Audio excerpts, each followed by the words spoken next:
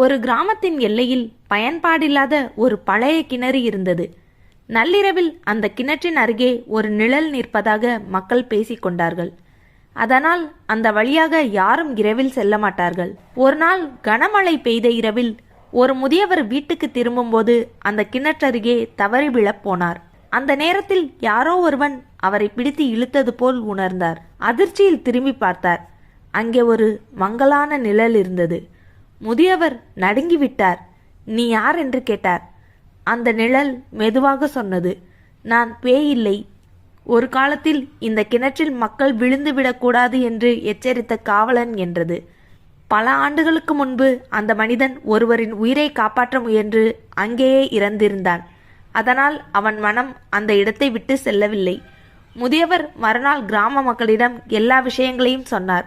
அந்த கிணற்றுக்கு சுற்றிலும் வேலி அமைக்கப்பட்டது. ஒரு தீபமும் ஏற்றப்பட்டது. அந்த நாளுக்கு பிறகு அந்த நிழல் யாருக்கும் தெரிவதில்லை.